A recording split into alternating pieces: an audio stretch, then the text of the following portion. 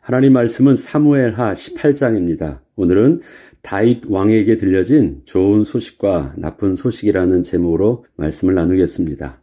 압살롬의 반역은 다윗에게 어느 한쪽으로 간단하게 결정하고 쉽게 처리할 수 없는 복잡한 갈등을 품게 하였습니다. 반역은 왕에게는 절대 있을 수 없는 문제로 그것은 무조건 죽음의 형벌로 다스려야 하는 문제였지만 그 반역의 대상이 자신의 사랑했던 아들이라는 것은 자신의 손으로 죽일 수 없는 아픔이었기 때문이었습니다. 공의와 사랑의 문제 속에서 다윗은 어떤 선택을 해야 하는 것일까요? 어떤 선택이 다윗이 왕으로서의 옳은 결정이 될까요? 아버지로서의 다윗과 이스라엘의 왕인 다윗의 모습은 다윗의 말년의 삶 속에서 참으로 풀기 힘든 갈등의 요소였습니다. 분명한 것은 다윗이 원하지 않고 싫어한다고 해서 그것이 나쁜 것이거나 악은 아니라는 사실입니다. 어쩌면 그것이 더 공의롭고 옳은 일임에도 불구하고 다윗은 인간적인 입장과 육신의 한계로 인하여 올바른 선택을 하지 못하고 있을 뿐이었습니다. 요압은 다윗이 죽을 때까지 다윗의 곁에서 다윗과 함께 하였습니다. 그는 탁월한 전략가였고 다윗이 이스라엘의 통일 국가를 이룰 때 다윗 왕국의 기틀을 다진 1등 공신이었습니다. 그는 모든 일을 고민함이 없이 냉정하게 처리할 수 있는 과단성은 또 결단력은 있었으나 때로는 잔인하고 폭력적이기도 했습니다. 말년에는 아도니아와 결탁하여 역모를 꾸미기도 했습니다.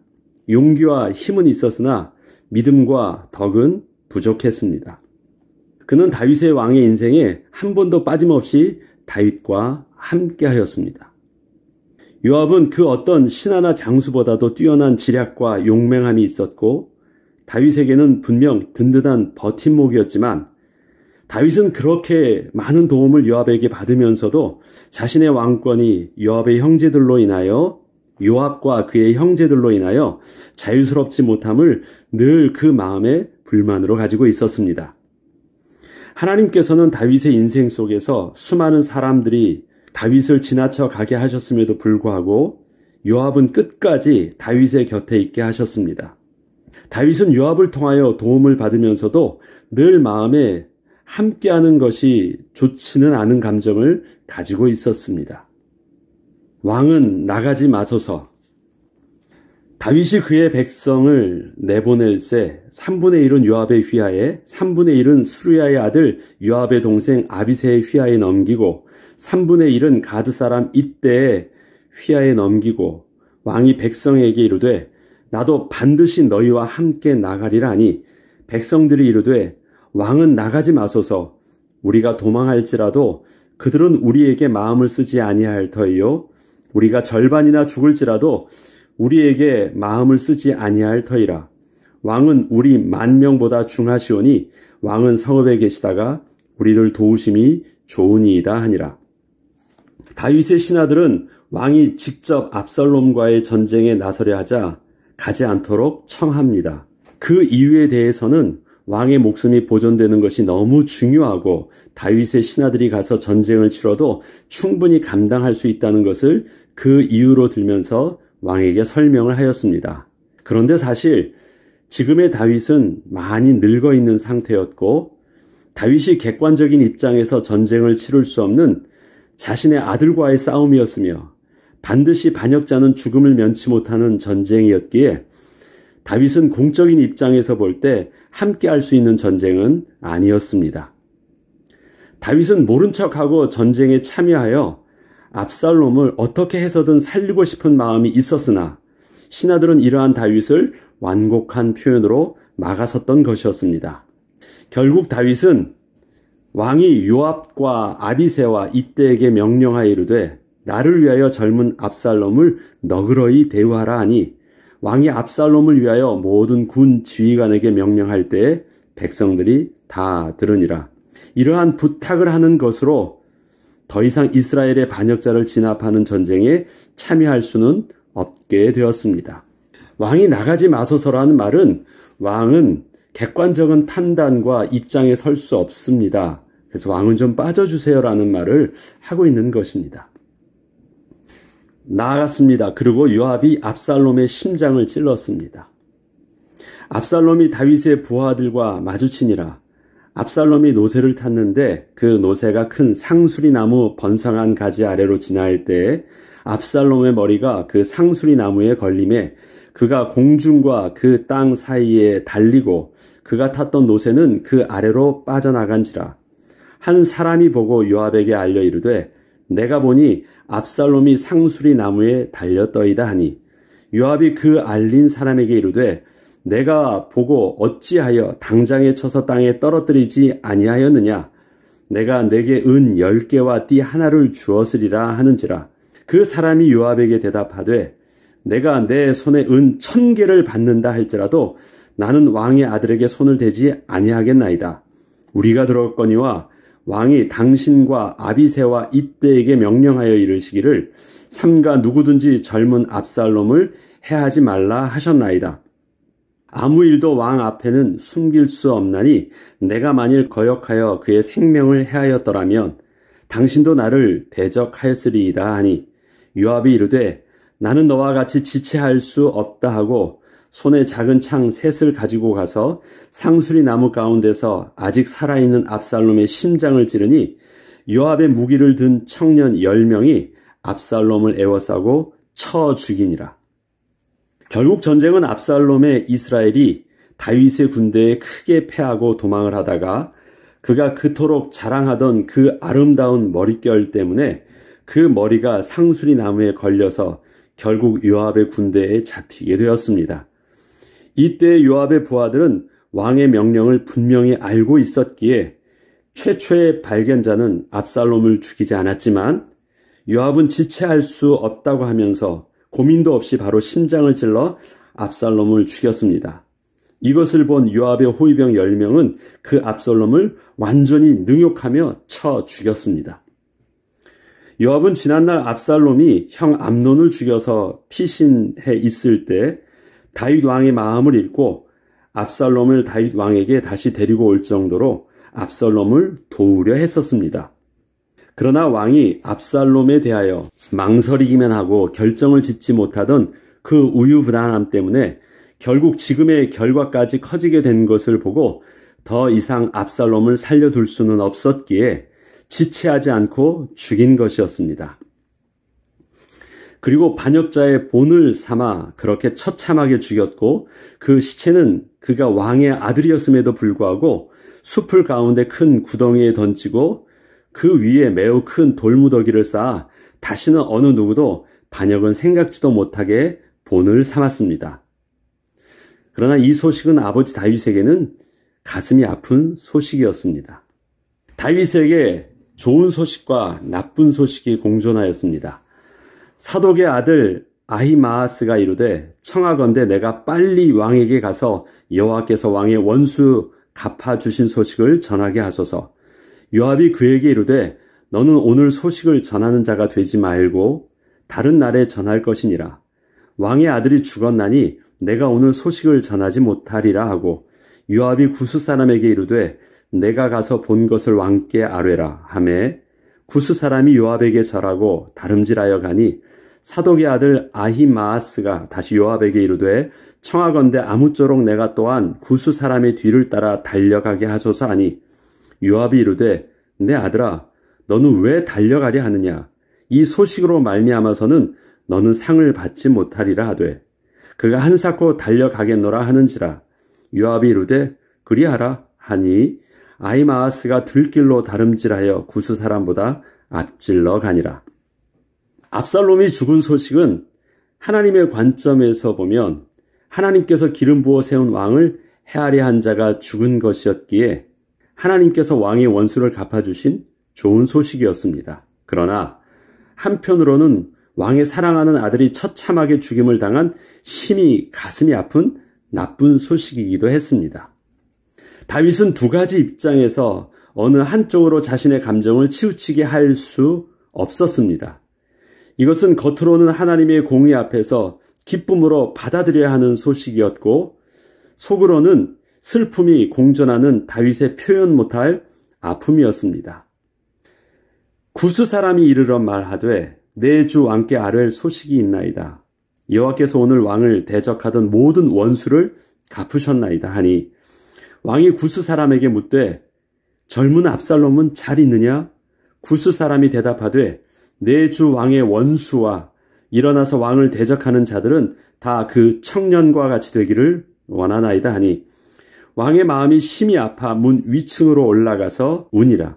그가 올라갈 때에 말하기를 내 아들 압살롬아, 내 아들 압살롬아, 차라리 내가 너를 대신하여 죽었다면 압살롬 내 아들아 하였더라. 다윗을 제외한 모든 사람 눈에 비친 압살롬은 하나님과 다윗 왕의 원수였습니다. 그리고 죽어 마땅한 자였습니다. 그러나 다윗 왕에게 그 반역자는 그저 사랑스러운 젊은 아들일 뿐이었습니다. 자식을 사랑하는 부모 입장에서는 다윗의 슬픔과 아들을 향한 탄식을 충분히 이해할 수 있습니다. 그러나 이해할 수 있다고 해서 그것이 분명 옳은 것은 아닙니다. 다윗의 현재 입장은 객관적인 판단과 행동을 할 수 있지는 못합니다. 다윗에게 압살롬의 소식은 슬픈 소식이요 정말 듣고 싶지 않았던 소식이었으며 절대 일어나서는 안 될 결과였습니다. 그러나 그것은 피하지 못할 사실임에는 틀림이 없었습니다. 요압은 다윗이 그토록 원치 않았던 결과를 잘 알고 있었음에도 불구하고 아주 단호하고 분명하게 압살롬에 대한 일을 처리하였습니다. 이러한 요압을 다윗이 인간적으로 좋아할 수는 없었습니다. 그러나 그러한 잔인함과 결단력은 양날의 검처럼 다윗을 찌르게도 하였지만 요압은 다른 한편으로는 다윗의 속마음을 읽어 다윗이 스스로 하기 힘든 일을 알아서 처리해 주기도 했었기에 요압에 대한 다윗의 입장과 감정은 그렇게 쉽게 결론을 낼 수 있지는 못했습니다. 다윗은 요압으로 인하여 하나님 앞에서 자신의 연약함들을 정직하게 인정할 수밖에 없었습니다. 다윗은 요압을 이용하여 자신의 악함을 숨기기도 했고 요압으로 인해서 자신의 악함이 드러나기도 했습니다. 또 그 연약함도 드러나기도 했습니다. 요압은 늘 다윗이 어느 한쪽으로 치우치려 할 때 때로는 좋은 영향력을 주기도 했고 때로는 악한 영향력을 끼치기도 했습니다.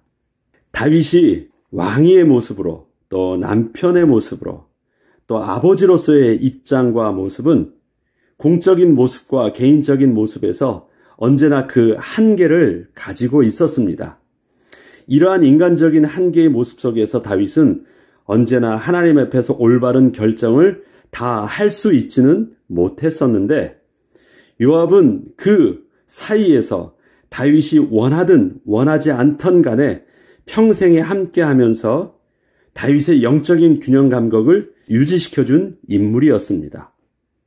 요압을 옳다 그러다 평가하기 전에 하나님의 구원의 섭립 속에서 다윗에게 요압은 하나님의 은혜의 방편이었음은 틀림이 없었습니다.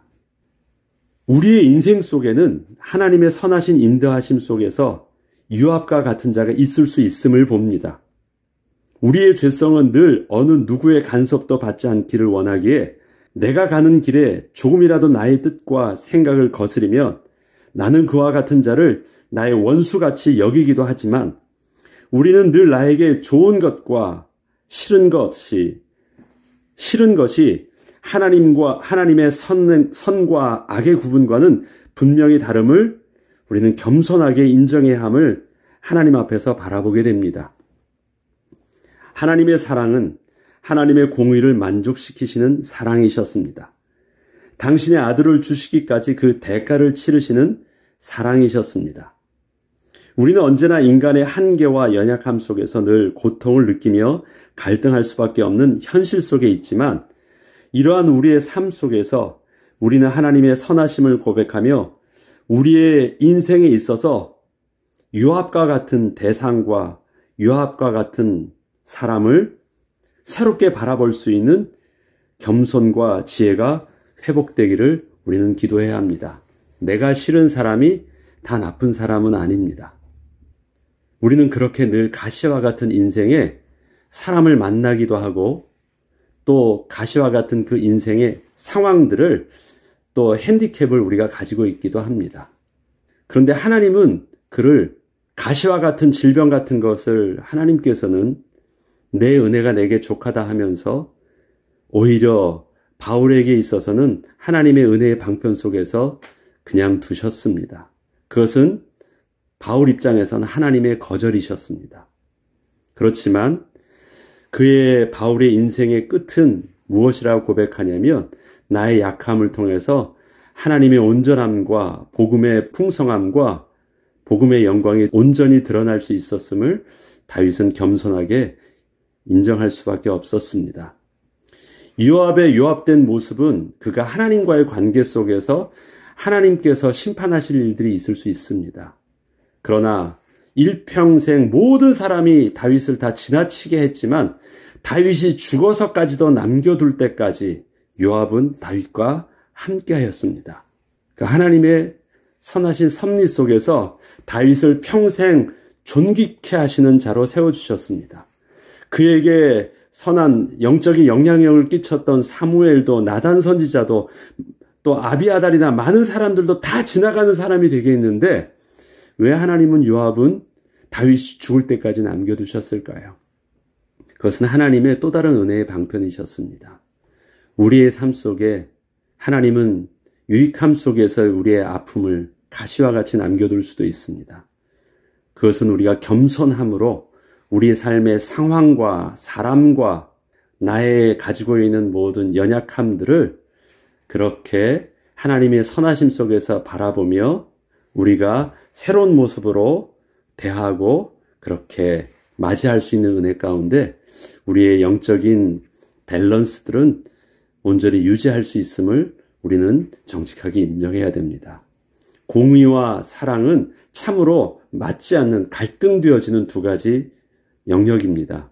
하나님의 사랑은 우리에게 그 사랑을 지키시기 위해서 하나님의 공의를 양보하지 아니한 모습이었습니다. 그런데 그렇게 하시기 위해서 그 가운데서는 자기 아들을 죽이시기까지의 아픔이 있으셨습니다.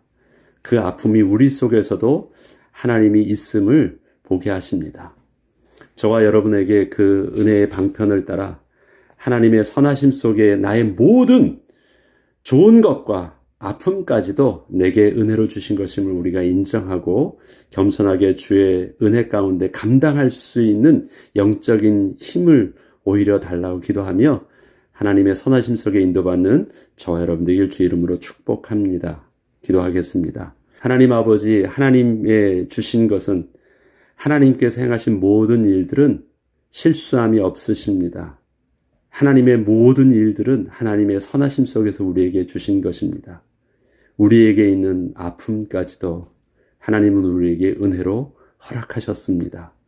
이제는 이것을 정직하게 또 겸손하고 또 믿음으로 바라볼 수 있는 은혜를 회복하셔서 나의 인생 속에서 육신의 연약함과 입장 때문에 올바로 하나님의 인도함을 받지 못하는 영적인 문제들을 이제는 영적인 밸런스를 가지고 잘 유지할 수 있도록 하나님의 은혜의 방편들을 잘 믿음으로 바라보며 감당할 수 있도록 이끌어 주옵소서. 감사드리며 우리 주 예수 그리스도 이름으로 기도합니다. 아멘.